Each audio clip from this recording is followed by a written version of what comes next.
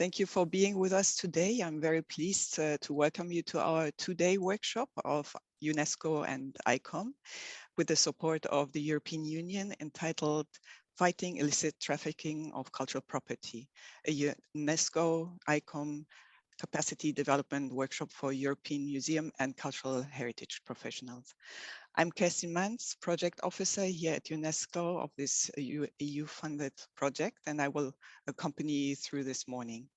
Some housekeeping announcements before we start. We have interpretation into English and French with a little globe on the bottom of your screen. You can choose if you wish to follow in English or French. We also have the chat functions especially for the attendees to share your questions or remarks.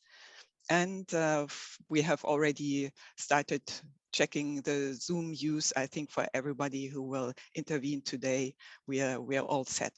So without further ado, I'm very pleased to welcome my director, Mr. Lazare Elundu Asomo, to share some opening words with us. Lazare, the floor is yours. Merci, Kerstin. Bonjour à tous. Thank you very much, Kerstin. Ladies and gentlemen, good morning. Dear participants to this workshop, dear colleagues, it is indeed a great pleasure for me to wish you a very warm welcome to this workshop that we are organizing jointly with the ICOM, thanks to the generous support of the European Union. We here in the culture and the situation of emergency office and the liaison office of UNESCO in Brussels would have very much liked to welcome you here at the head office of headquarters of UNESCO, but the current state of things obliges us to privilege online meetings. So the workshop that will be held in the course of these 2 days is part and parcel of the project Interregional and Cross-Cutting Action, aiming at strengthening the fight against the illicit trafficking of cultural property. Now, this is a project that UNESCO has been implementing with the big support of European Union. I wanted to first of all start by saying that this project sort of really comes into this framework of the very fruitful collaboration and cooperation that we have with the EU for the last 5 years. And it addresses itself to a very large number of professionals from different walks of life in order to sensitize and create awareness on enhancing the fight against the illicit trade in cultural property in the European area, even beyond the borders of the EU.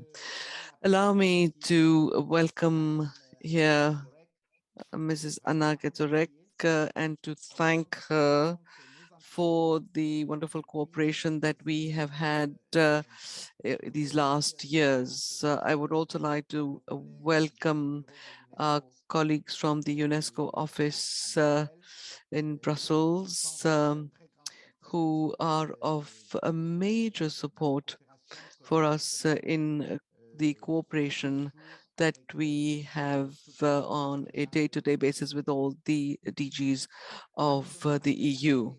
Another one of our key partners in the fight against the illicit trafficking, quite obviously, is ICOM, as I said in the beginning, and I would like to very warmly welcome Director General, Mr. Peter Keller, and our colleague Sophie Delpierre, who's with us. The expertise of ICOM with its very big network of museum experts, professionals, is enormous.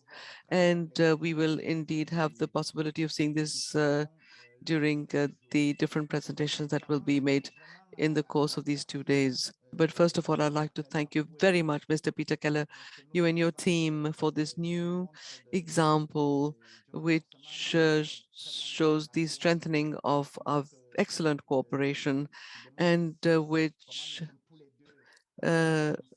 shows just how much we are both committed in this fight against illicit trafficking. Dear colleagues, as you know, we are celebrating since last year with all of the international community, and of course, you are part and parcel of this, the 50th anniversary of the 1970 UNESCO Convention.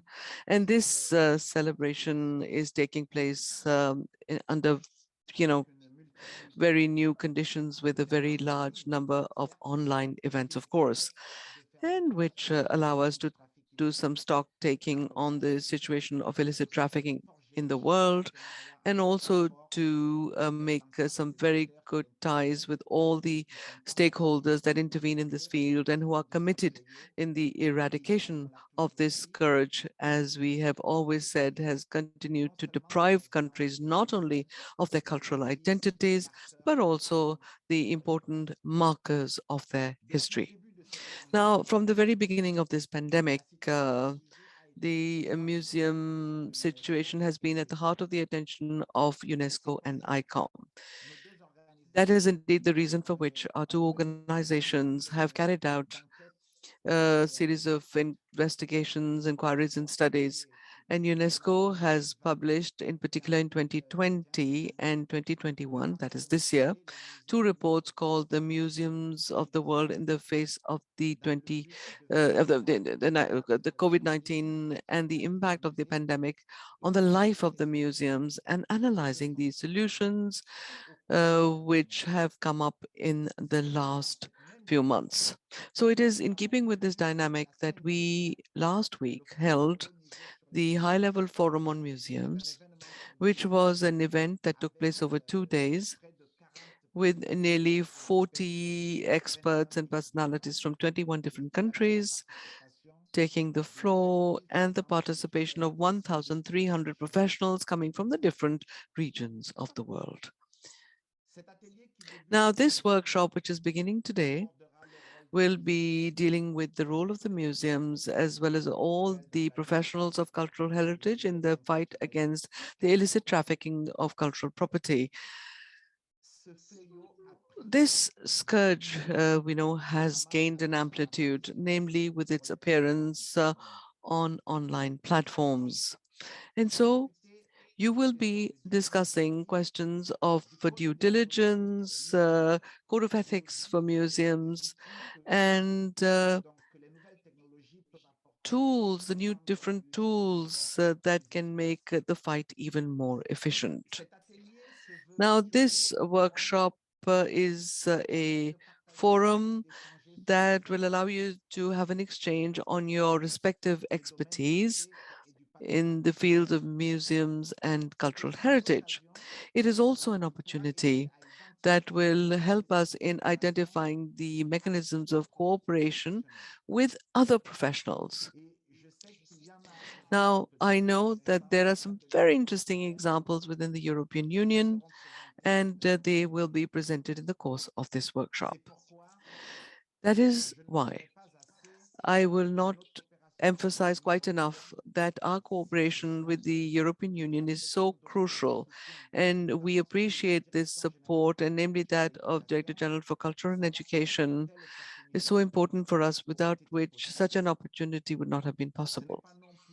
It is not, uh, you know, something, I mean, it is something very important that we organized the conference on illicit trafficking of cultural property, international dialogue with the partnership of the EU, where the member countries are source, transit, and destination countries of illicitly trafficked goods that was held recently. So together, we are to face up to this scourge, and I'm sure that we've, we have already been cooperating for a long time to do so. To conclude, ladies and gentlemen, I would like to form the wish that this workshop serve not only creating an awareness on the scourge of illicit trafficking and the means of bringing an end to it, but I hope that it will inspire and bring proposals for strengthened cooperation of all professionals present here. Thank you very much, and I wish you a very, very fruitful workshop full of inspiration. Lazare, for your words. Without further ado, I would like to give the floor to Mr. Peter Keller for his opening remarks. Good morning, everybody. Bonjour à toutes et à tous.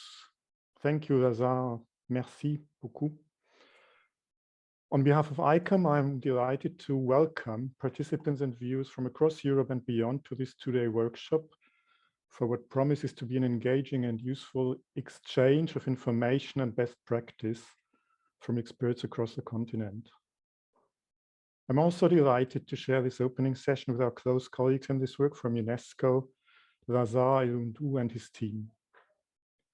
The strong partnership between our two organizations goes back to our founding 75 years ago, before we were born, and we look forward to continuing and strengthening this partnership into the next 75 years and beyond. On behalf of ICOM, I would also like to extend our thanks to the European Union for its support for this initiative. And I would like to recall the 2019 EU legislation regulating the import of cultural goods. It calls for increased cooperation and coordination between all stakeholders who work to protect heritage. I am sure the discussions during this workshop dedicated to the fight against illicit trafficking of cultural property will contribute precisely to that aim. This morning and tomorrow morning, you will hear museum experts as well as heritage and non-heritage professionals alike share their knowledge of protecting cultural heritage across the continent and listen to their experience of working to restrain the illicit trafficking of cultural property across Europe and further afield. Across various panels today and tomorrow, topics will range from the role of collection management and preventive conservation in the protection of cultural heritage, best practice and tools to promote and encourage due diligence and provenance research for objects at risk, cooperation between museums and law enforcement agencies to protect and regulate the movement of heritage, and the importance of international cooperation, education, and awareness raising to the problems caused by illicit trafficking. ICOM is especially happy to co-hosting this two-day event because we strongly believe in the positive role that museums can play in addressing illicit trade. Museums have at their immediate availability experts on the objects being trafficked and an unrivaled knowledge of this illegal trade in their respective regions. And sometimes, as we shall see today and tomorrow, museums are statutorily empowered to act to protect heritage and fight illicit trade. Every day, somewhere in the world, a cultural object is looted, stolen from a museum, illegally excavated, or smuggled across a border. EU member states are at the same time countries of source and transit, as well as among the key destination countries for cultural objects trafficked from areas all over the globe. Across the EU, there exists a body of evolving national legislation alongside with EU directives and regulations, which have been put in place to govern the movement of cultural goods. In addition, many member states have established specialized enforcement authorities to investigate and counter illicit trade. However, illegal trafficking crosses national borders. Cooperation is key in addressing the scourge of illicitly trafficked cultural property, and museums and cultural heritage professionals have an important role to play, along with police, customs service, and other agencies. While any of us here today are familiar with the excellent work played by these law enforcement stakeholders, this workshop is a reminder of this important roles museums can play in protecting heritage.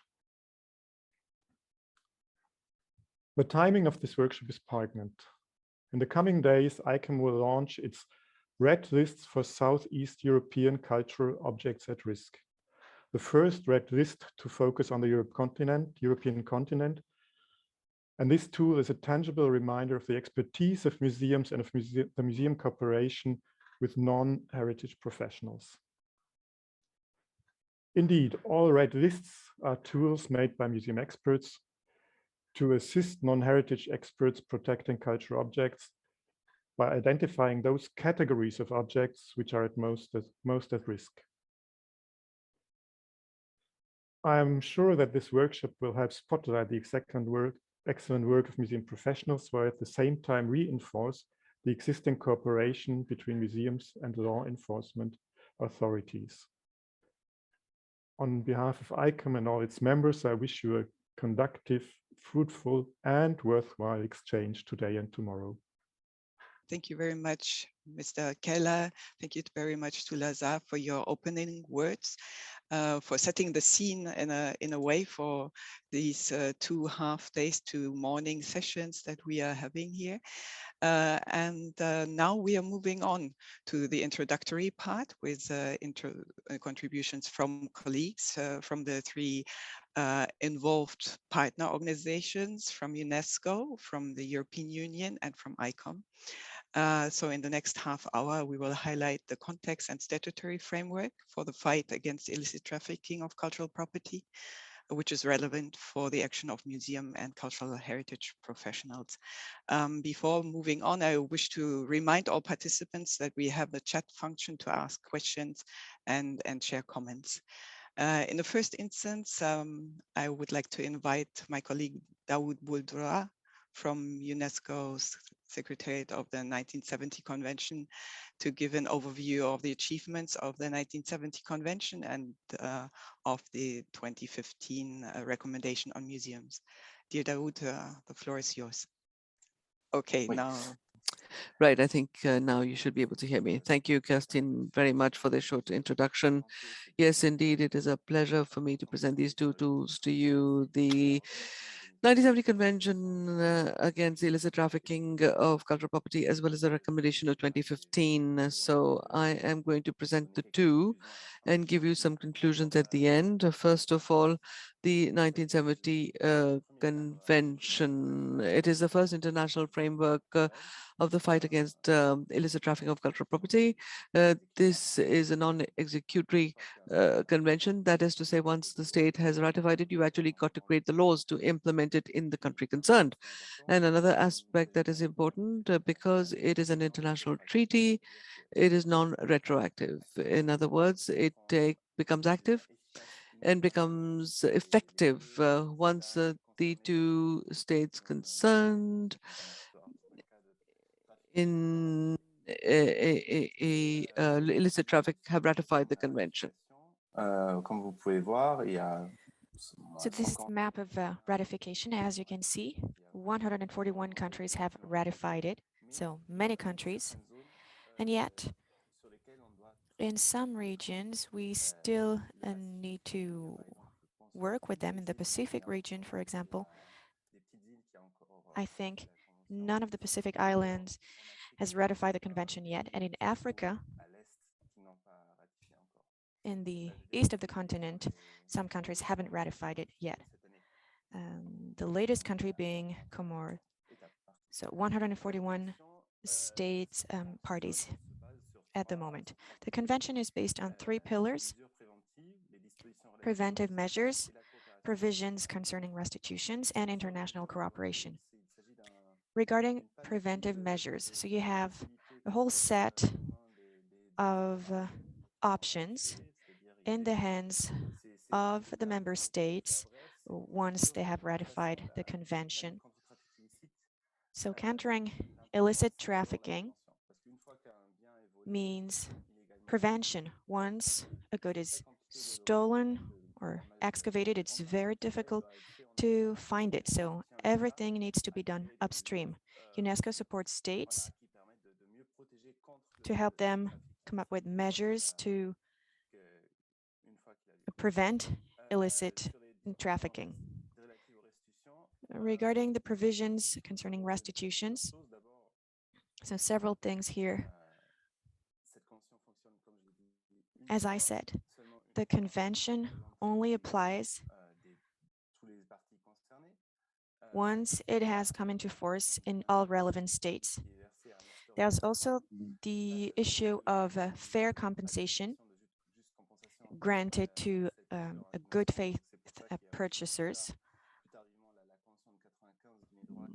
But then you have the 1995 convention that was drafted, and it only applies to inventoried objects, which is one of the weaknesses of the convention.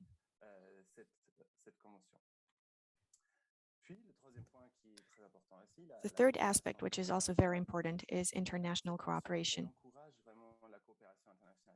The convention fosters international cooperation in several ways. Obviously, the aim is to better counter illicit trafficking and support cooperation between states parties, but not only, because there's also cooperation between law enforcement bodies and the relevant ministers in the states parties. Now, moving on to the 2015 recommendation, just to give you an idea of the background. In the past few years, we realized that there was a trend in museums. The issue of prestige has become the major challenge, and it's also necessary to strengthen the educational aspect and social cohesion in museums. So people are asking for a new recommendation, and the role of the new recommendation would be to give a framework for museum policy making. So it's a new instrument to complement the 1960 recommendation, which was so far the only UNESCO instrument fully dedicated to museums. And the draft recommendation was adopted in 2015 at the UNESCO General Conference. So the goal of the recommendation is to focus on the function of museums in society, to show that they have the ability to encourage peaceful relationships between peoples and countries. That's one of the roles of museums.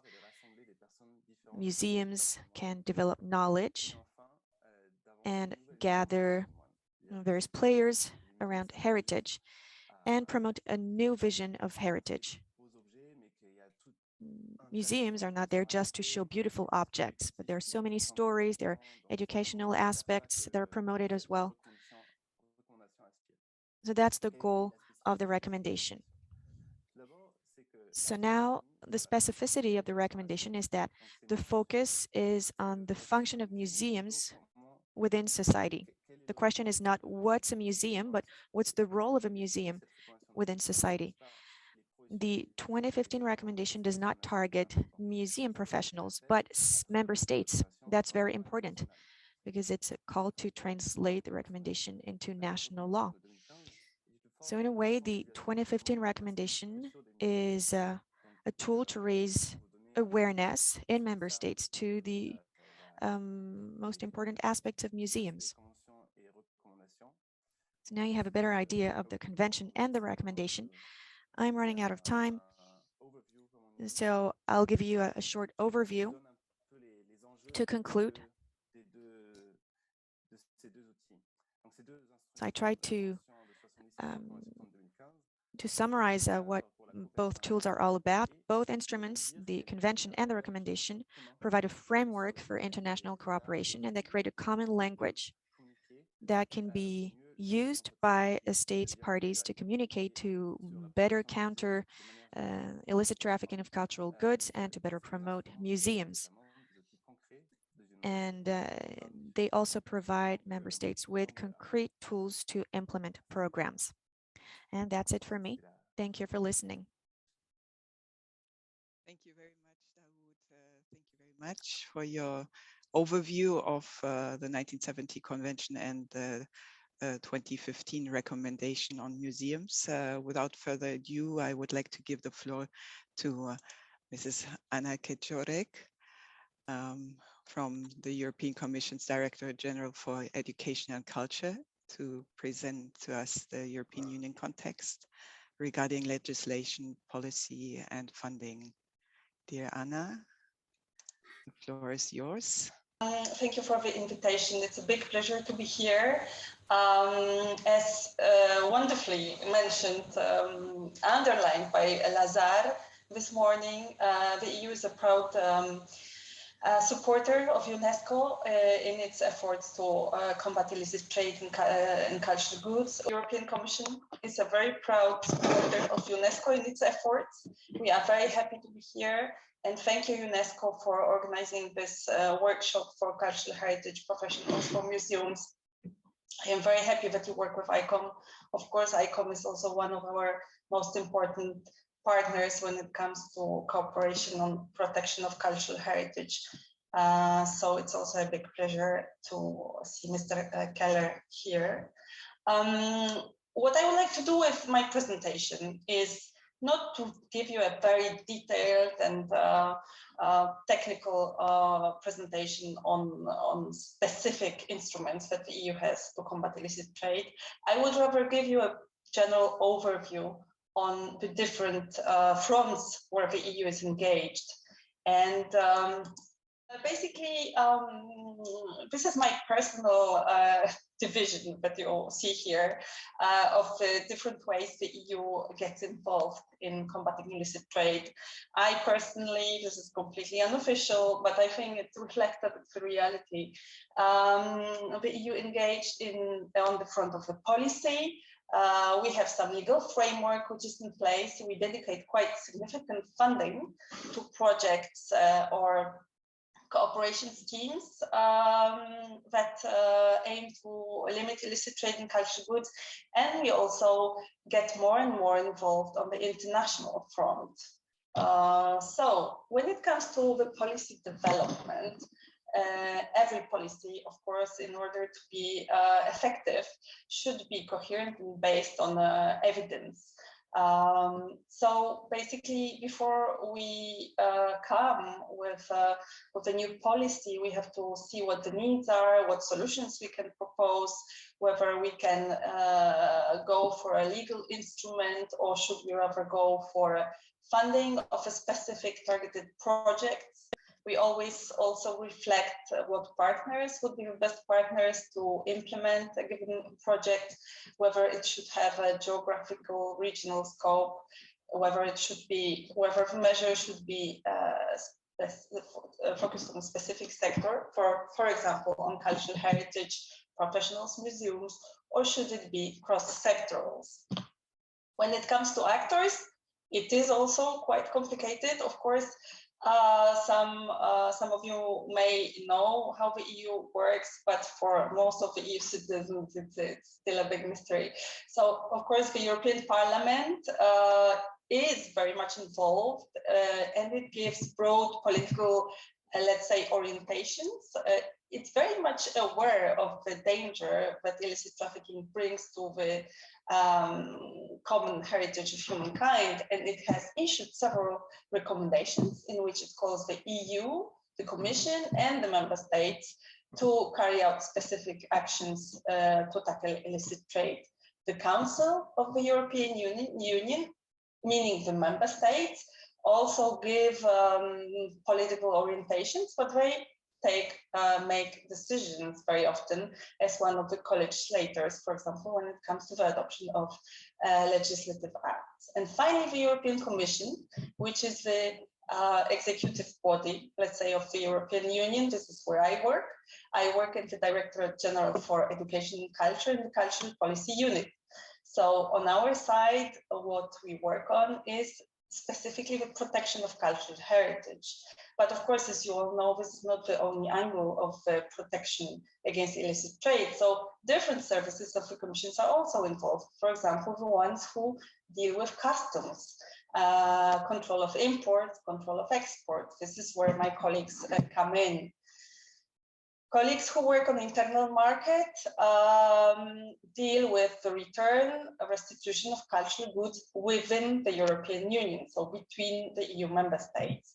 They also look into the issues of traceability of cultural goods that circulate within the EU, and they also work on the due diligence of the art market players and the museum, for example, cultural heritage institutions.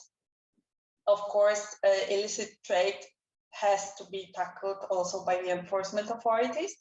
That is why colleagues from the Justice and Home Affairs departments, from financial crime units, look into the links between illicit trafficking and terrorism, organized crime, tax evasion, and money laundering. Those who work on research, budget, Horizon Europe, or Horizon 2020 in the past, support and dedicate quite a significant actually budget to research projects, very targeted sometimes, and also to building communities of practice or academic communities that work together, join forces on combating illicit trade. And finally, the External Action Service of the European Union works on the external relations and cooperation with the third countries and international organizations. I won't bore you too much with the legal framework. We have 4 main legal acts in place, 2 regulations, one that deals with control of exports of cultural goods. The aim is to ensure the uniform controls at all the EU borders of the goods that go out of the European Union. Then there is a council regulation that ensures coherent controls at the entry of cultural goods, so all the goods coming from third countries should be basically subject to the same level of scrutiny when they enter. There is also a directive on the return of cultural objects unlawfully removed from a member state, and it applies basically in all the cases when there is a return of cultural goods which was illicitly removed from one member state, and it has to be given back to another member state. There is also a regulation that was adopted at the moment of Iraq and Syria conflict. It aims to stop basically the import of goods, cultural goods coming from these countries. And there is also anti-money laundering directive, which imposes some sort of some obligations on the art market players when they come aware of suspicious transactions. When it comes to the financing, as I mentioned, we think that, we don't think it's a fact that enforcement authorities, cultural heritage institutions, everyone who basically gets in contact with illicit trafficking needs to develop special capacities. And that's why there is a lot of support going on to the customs, to the EU customs. Of course, they are at the forefront of detecting or identifying illicit cultural goods going in or out of the EU. We also, the EU also supports the capacity of law enforcement and supports cooperation between the enforcement authorities. So the projects mentioned earlier by Lazar, thank you very much, by the way. In the past, we focused on the art market. There was a series of debates organized with art market players. There was a specific project targeting enforcement authorities, which resulted in this wonderful toolkit on fighting the illicit trafficking, and that I would recommend everyone also present today to have a look at, because it's a good starting point to understand how the enforcement authorities work and what is the legal framework. And then there are other projects that I won't mention because I don't have that much time, I think. I have to leave some time for Sophie. Awareness raising is also very important, and that's why, for example, this project, that's why you are here, and always cultural heritage museum experts are very much involved, and your you have to be also aware on and sensitized. I mean, probably not as much, but the more we work together, the more interaction there is between cultural heritage professionals and enforcement authorities, I think the better it will be in the future, because the cooperation sometimes is not very fluent. We also, of course, dedicate some funds to improving the evidence base. In 2019, a study looking into the characteristics of illicit trade in cultural goods in Europe was published, and you can easily find it on the publication office of the European Union. Nature was a project, a sort of a social platform that was financed under the research budget Horizon 2020, and it aimed at gathering academics, cultural heritage experts, archaeologists, international organizations, etc., as one community of practice. The project finished in March this year, but I hope it will continue and that the actual network which was built will not disappear. And there are more calls actually open or coming under Horizon Europe research programs. So I encourage those of you who are interested to follow what's going on. International cooperation, another important front on which we work. I'm sorry, I will skip the details, but as you probably noticed with G20 Rome Declaration, this is illicit trafficking is a phenomenon which is gaining actually finally maybe the international recognition, and also the G20 for the first time gathered ministers of culture who issued an important declaration which recognized the importance of protecting cultural heritage and combating illicit trade more specifically.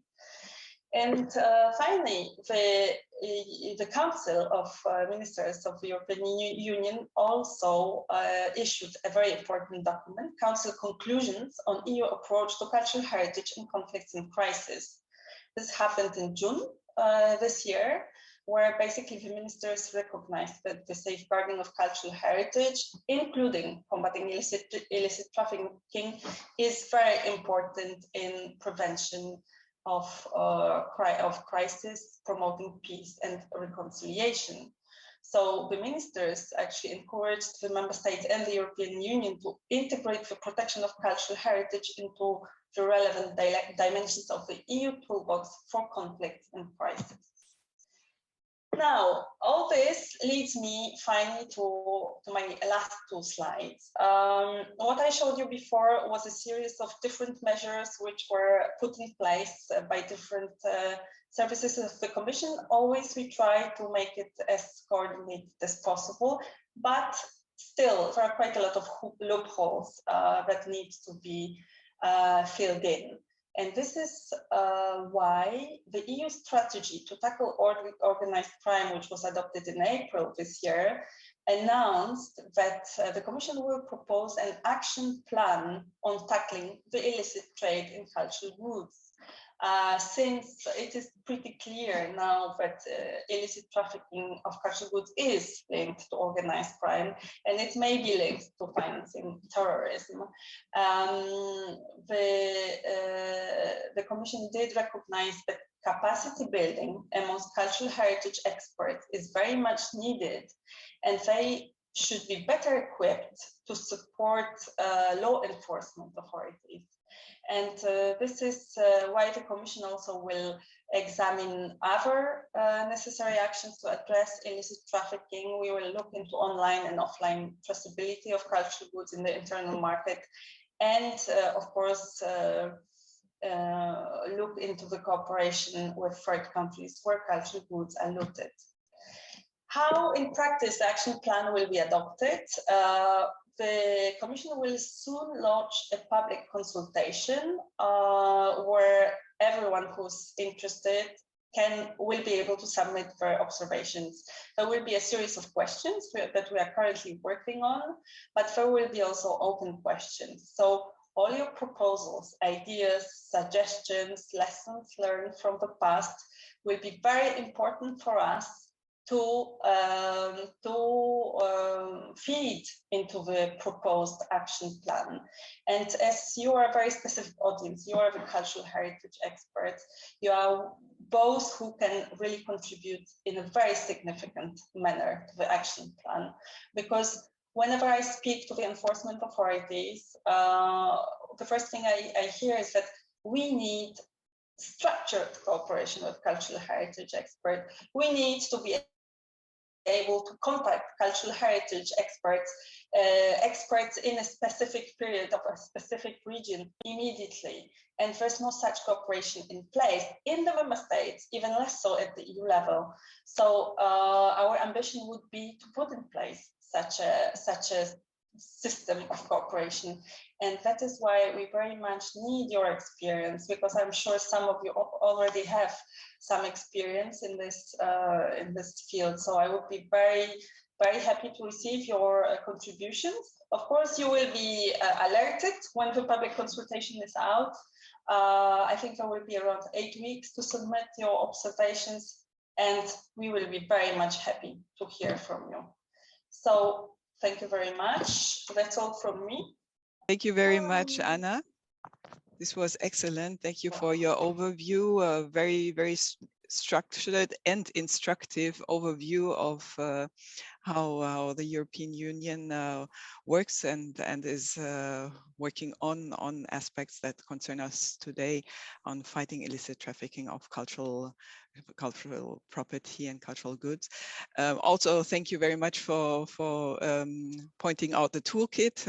Some publicity is always welcome, and also just a publicity for everyone who's here to also join in tomorrow. There will be a presentation on the International Observatory that ICOM has set up, so you're also welcome, and thank you for having mentioned that as well. Without further ado, the floor is yours, Sophie, to give us an insight about the challenges of museum community and cultural heritage institutions in the context of fighting illicit trafficking. Thank you. Merci beaucoup, Kerstin, de me donner la parole. Alors, voilà, je vais parler en français. Thank you, Kerstin. I will speak in French. So those of you who need to switch to interpreting can do so now at the bottom of Zoom. Can you hear me correctly, and can you see my PowerPoint presentation? Perfect. I have 10 minutes. I will try to stick to my 10 minutes. And first of all, because we are here together today, not everyone works for ICOM, so I will talk about ICOM a little bit. It is a non-governmental organization. I will explain why this is important at a later stage. We have a range of actors in the fight against the illicit trafficking of cultural goods. It was created in 1946. It has a wide experience. It is open to museum professionals and institutions and museums. And there were close to 50,000 members in 2020. So you can see how significant our organization is globally. And we have the support of many institutions. I will talk about this at a later stage, but we have panelists for today who are part of these institutions. You have the ICOM network on this slide, and you can see where the ICOM members are in the world. And this slide is important because it shows the significance of the global network we have. This is the ICOM's strength. We have a few people with us here today, mostly from the European region, but our work is done globally in all regions. That is what is important. I only have 10 minutes. I will have to be straight to the point. But why are museums concerned by the illicit trafficking? It might seem obvious, but it isn't. Museums in this field have several roles. First of all, because they can be the victims of theft, the targets of theft. And second, museums acquire these cultural goods. And as part of these acquisitions, they need proper due diligence. I think we will have a presentation on the code of ethics later. I will not go into too much detail, but so they have this second role. They take part in the movement of these cultural goods. And finally, museums are made of experts, professionals in the field. They have the expertise that can help law enforcement agencies and help them fight against the illicit trafficking of cultural goods. We work with police officers, with customs officers. We also work with ministries, with universities. So the question, the issue of expertise is fundamental. And this applies to all cultural institutions, such as libraries and archives. All of these actors in the field that have the expertise to help law enforcement agencies.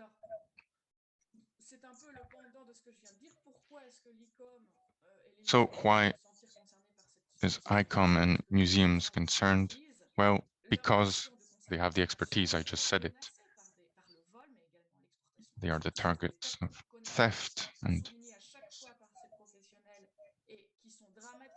there can be disastrous consequences on our global heritage and national heritages too. And the reputation of museums is also at stake and is also threatened when objects are illicitly acquired without the due diligence. And this has an impact on the entire global community, which, generally speaking, does the work as it is supposed to be done. What is being done to fight against the illicit trafficking? Well, we have standards. We will talk about these standards during our discussions. There's code of ethics, there's training available, workshops. There's a UNESCO Dakar workshop, for instance, and many other opportunities that are offered and that we organize and take part in. But all our members and committees regularly take part in such training opportunities. There are also the awareness raising and the awareness raising issue that is important, but I will not go into too much detail. I will move on to this slide. I'm simply showing this to explain that this is an issue that has been going on for a while. And at ICOM, the topic is being discussed, has been discussed for a very long time. It is as old as ICOM itself when it was created in 1947. So this awareness on the topic, because of the link with the funding of terrorism, this topic is very important, but it is even, it goes even more back. So I'd like to focus on 4 main tools: the object ID, the red list, the observatory, and the code of ethics. Today, I will only mention those because we will have presentations on those tools. During session number 2, we will talk about the documentation and inventories. We have Trilce Navarrete with us today, and she will talk about the CDOC organization. She will talk about the importance of documenting. In session 3, we will have Darinka Kolar-Oswald from Slovenia, who will talk about his experience, her experience, and Another tool, third tool, and Anna Kedzorek mentioned it earlier, is the observatory. It is a database, and also it provides an online monitoring, and we will have a presentation by Ted Hawkes, who will explain how the observatory works and how it is useful. And finally, a more global tool is the ICOM Code of Ethics for Museums. We will discuss this during session 3, but our Secretary of ICOM will provide a wonderful presentation on the Code of Ethics, Andrea Kieskamp, and he will also talk about the principles that apply when we talk about trafficking of cultural goods. In my opinion, it is very important and that ICOM prepares, develops these tools. They are operational. They can be used in a very efficient manner, but it would be impossible to develop these tools efficiently without the support of, or without being based on the two main texts that we talked about, the 1970 Convention of UNESCO, and there is also the 1995 Convention of UNIDROIT. We will not have any specific presentation on UNIDROIT, but we have Maria Schneider with us today. And she is in charge of the convention. She will be the facilitator for one of the sessions, namely a session focusing on due diligence, which is a fundamental point when developing practical instruments to work on provenance. Well, this concept of due diligence is the core of the UNIDROIT Convention. There will be a link made between the practical and fundamental texts they are based on. Working with UNIDROIT implies a long-lasting partnership, and there are other partnerships too with organizations working in the field, global organizations and regional organizations, but I'll focus on the international organizations, the OMD, Interpol,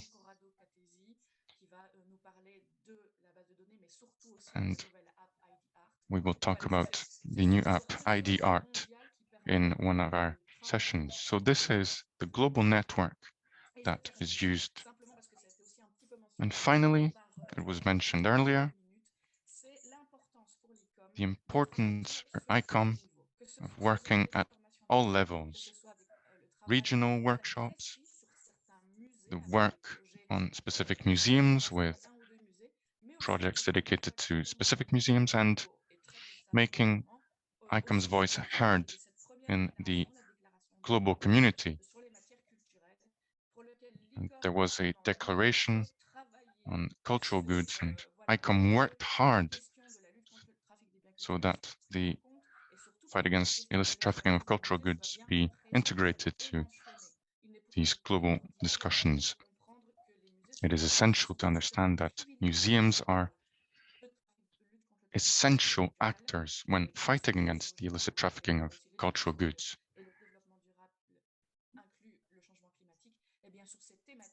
And on topics of fight against this illicit trafficking, well, museums are essential, as I said.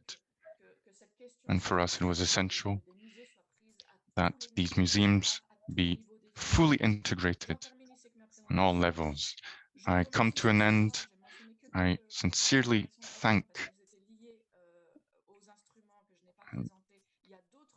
There will be other presentations, of course, on the instruments I mentioned, but I want to thank all of our speakers today who will share their experience. Thank you to all experts who are here today. We have a very rich agenda. Thank you for being here on those 2 days. So thank you to the speakers and to the participants. I hope you find these presentations very useful and very thought-provoking. So thank you once again to UNESCO, of course. Thank you, Kerstin, and all her team, her colleagues, Lazare. Thank you for organizing this workshop with us. I think our cooperation was very fruitful. I see we have plenty of participants with us today. Kerstin, back to you so that we can start this first session. Thank you to all of you. Thank you very much, Sophie. Thank you, and many thanks to all the three speakers here at this opening to give us an overview of your respective contexts and sharing your insights.